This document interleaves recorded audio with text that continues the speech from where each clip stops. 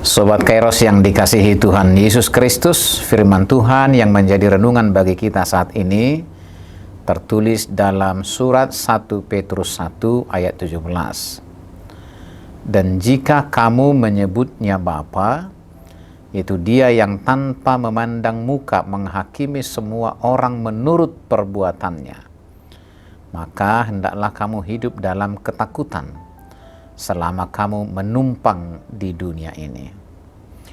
Sobat Kairos, William Shakespeare, sang sastrawan Inggris mengatakan, apalah arti sebuah nama? Ini menjadi alasan bagi beberapa kalangan untuk menganggap nama itu hanya sekedar panggilan. Utamanya bagi saudara-saudara kita yang ada di negara-negara barat.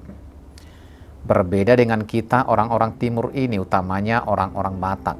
Nama itu sangat berarti. Bukan hanya sekedar panggilan, namun juga berisi doa dan harapan. Itu mengapa kalau ada namanya bersumber dari Alkitab, semisal Joshua, Samuel, bisa saja si pemberi nama berharap agar yang punya nama memiliki kehidupan dan karakter seperti Yosua atau Samuel. Atau jika namanya Tigor, bisa saja sang pemilik nama itu memiliki orientasi hidup yang lurus dan benar. Bisa saja kita berbeda pandangan tentang itu. Namun intinya nama, atribut, entitas bisa saja menyentuh wilayah esensi kita sebagai manusia. Esensi itu kemudian menentukan eksistensi kita sebagai manusia. Sobat Kairos, begitu juga dengan kita orang-orang Kristen yang menyandang nama sebagai pengikut Kristus. Semestinya seluruh kehidupan kita mesti mengikuti Yesus yang adalah jalan kehidupan kita. Artinya esensi kita sebagai orang yang percaya kepada Tuhan Yesus dan telah menerima keselamatan darinya mesti terlihat dalam eksistensi kita sebagai manusia baru. Manusia yang berkarakter Kristiani, memiliki integritas dan kesetiaan sebagaimana Yesus teladankan dan wariskan kepada kita. Rasul Petrus bahkan dengan keras mengatakan, jika kamu menyebutnya Bapa, yaitu Dia yang tanpa memandang muka menghakimi semua orang menurut perbuatannya, maka hendaklah kamu hidup dalam ketakutan selama kamu menumpang di dunia ini. Petrus menyampaikan kepada setiap orang yang memiliki permohonan dalam hidup, baik dalam doa-doa untuk beroleh kebebasan, keselamatan, kelepasan dari penderitaan, dan perlakuan yang tidak adil yang sedang dialami, mesti mengawalinya dengan kesadaran bahwa Allah sendirilah hakim sejati. Artinya jika kita ingin mendapat keadilan, maka awalilah dengan menjadi orang yang menghidupi keadilan Allah. Jika kita percaya bahwa Allah itu memperlakukan kita dengan baik, maka bertindak lakulah dengan baik.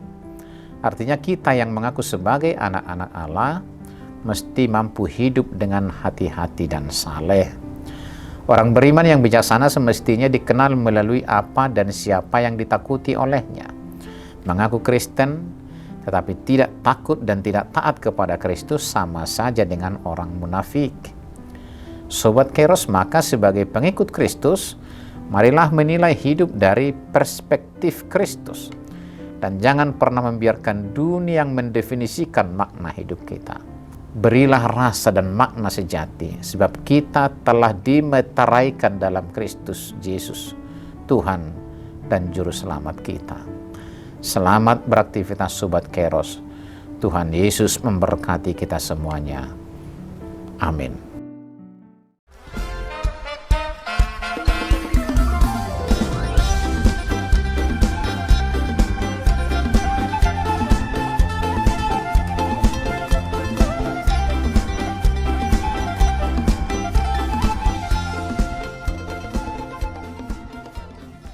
Tahun ini merupakan tahun yang bernuansa kesatuan hati bagi seluruh gereja HKBP.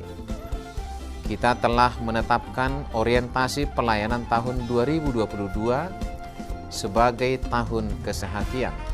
di bawah terang tema sehati sepikir dalam satu kasih, satu jiwa, dan satu tujuan dari Filipi 2 ayat 2. Dan subtema mewujudkan kesehatian dan kesetiakawanan bagi gereja, masyarakat, dan bangsa. Panitia Tahun Kesehatian HKBP Distrik 8 DKI Jakarta telah ditetapkan menjadi organ pelayanan dalam mewujudkan persekutuan, kesaksian, dan pelayanan yang semuanya diikat dalam satu kasih, satu jiwa, dan satu tujuan. Kesatuan hati dalam persekutuan, kesatuan hati dalam kesaksian, kesatuan hati dalam pelayanan bukan hanya membina soliditas internal semata, namun juga menyangkut relasi, hubungan yang baik dengan dunia luar kita.